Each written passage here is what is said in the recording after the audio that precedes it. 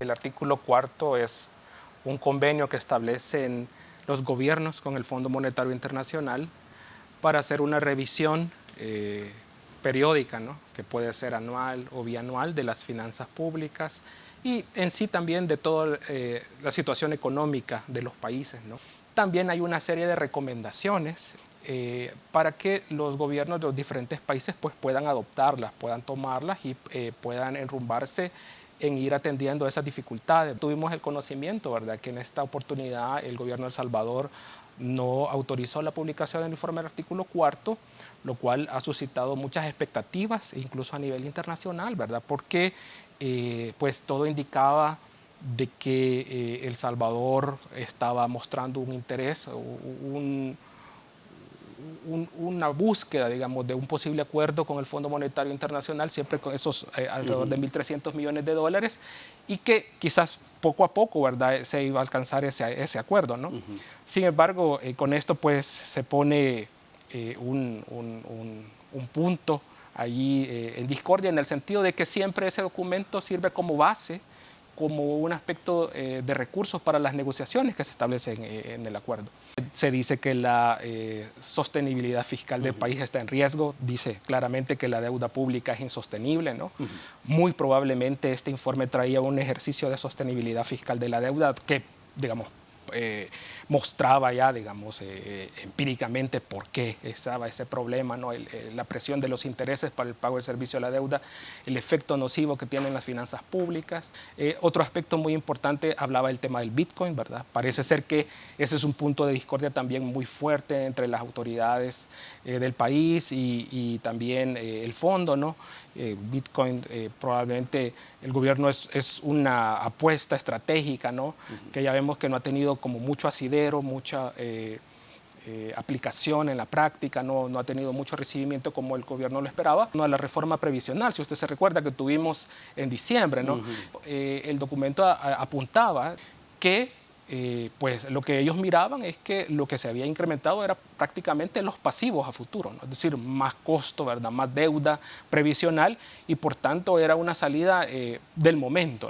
El gobierno ha utilizado este recurso en última instancia para financiar las arcas del Estado, ¿no?, las finanzas públicas, y esto pues es preocupante porque la emisión continua de letes presiona la caja fiscal, pero también tiene una incidencia directa en una dinámica explosiva de la deuda por el tema de los intereses. Es decir, a medida de que el gobierno pues, va recurriendo más financiamiento y no puede salir al mercado internacional, pues le solicita a los bancos, ¿verdad?, que le puedan comprar, y los bancos obviamente por condiciones de mercado están dispuestos a comprarle siempre y cuando sea una tasa de interés mayor, ¿no? Cuando se da lamentablemente, ¿verdad?, el suceso de la pandemia, ¿no?, y tiene sus efectos nocivos en la economía, pues ahí vemos que se deroga la ley de responsabilidad fiscal, eso fue en marzo de 2020, pues hay un acuerdo porque el gobierno va a solicitar un financiamiento enorme, ¿verdad?, que es alrededor de 3.000 millones de dólares, sí. Recuerdo unos primeros 2.000 millones en empréstitos y después una emisión de deuda de 1.000 millones.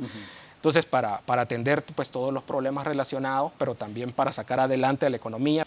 La ley tenía un aspecto muy importante y es que obligaba a la elaboración de un marco fiscal de mediano y largo plazo. Esto lo que se ha traducido también es un manejo borroso, digamos así, ¿verdad?, opaco de las finanzas, porque también la ley de responsabilidad fiscal indicaba de que habían algunos documentos que tenían que estar disponibles, como el flujo de caja, también debería estar disponible las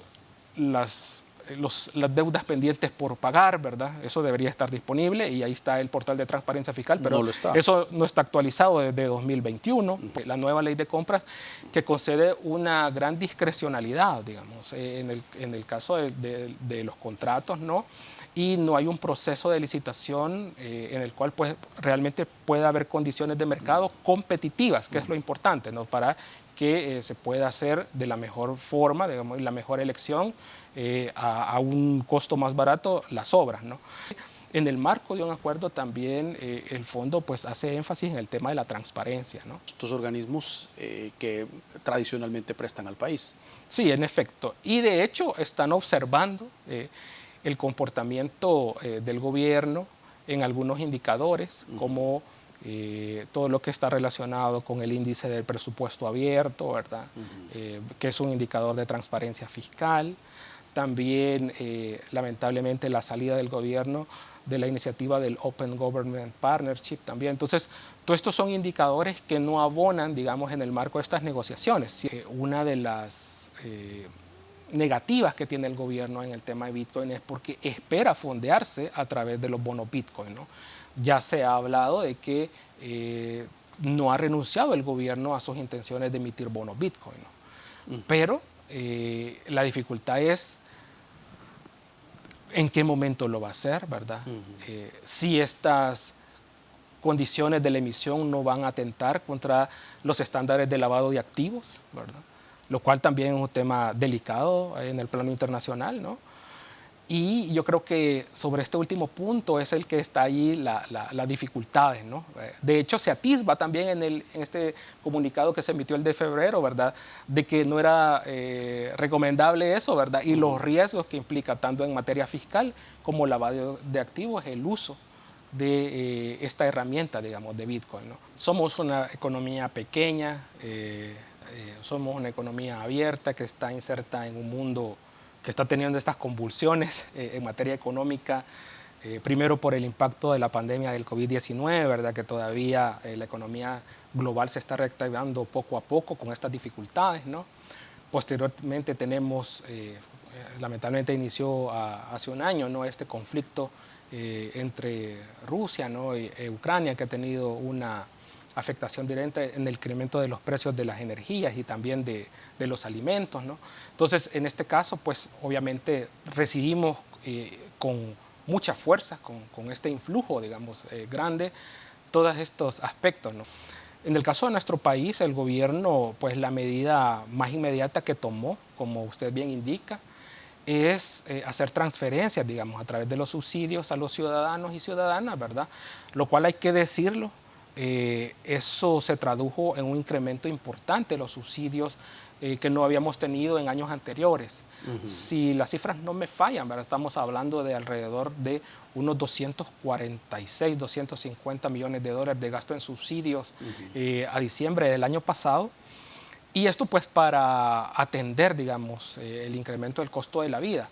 Sin embargo, esto tiene un efecto, por decirlo así, contraproducente en materia monetaria, digamos. No es que sea malo, pero no contribuye si existe una política internacional para buscar bajar la inflación. Nosotros el pico de inflación más alto que tuvimos fue el año pasado, creo que como alrededor de junio, julio, creo que fue alrededor de un 7.5%, 7,46% el total, pero ya esta inflación amainó un poco a marzo de este año, ¿verdad? Pero aún así es alta, alrededor de un 6%, o sea, no ha caído mucho, ¿verdad? Apenas un 1,5%, ¿no? Todavía tenemos una inflación en los alimentos que tiene 2 dígitos, entonces es alto. Entonces esta es la que está teniendo mayor impacto y mayor incidencia en la capacidad adquisitiva de los salvadoreños y salvadoreñas, ¿verdad?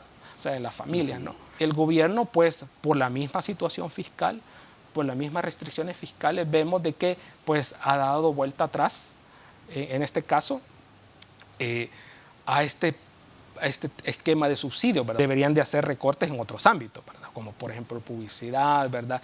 Y otro gasto suntuario innecesario, ¿no? Pero en este caso se ha hecho el ajuste en materia de subsidios. Pero como no conocemos el informe del artículo 4, digamos, para El Salvador, también hay recomendaciones en materia tributaria, ¿no? O sea, probablemente sea la oportunidad, dice el fondo, de elevar impuestos. Bueno, han surgido iniciativas, ¿verdad? Como quitar el impuesto al valor agregado a los alimentos y a las medicinas, lo cual tendría un costo inmediato, ¿verdad? Especialmente para las personas de una capacidad adquisitiva baja, ¿no? Sobre todo porque somos un sistema tributario anclado en impuestos indirectos, donde el IVA es una principal fuente de recaudación.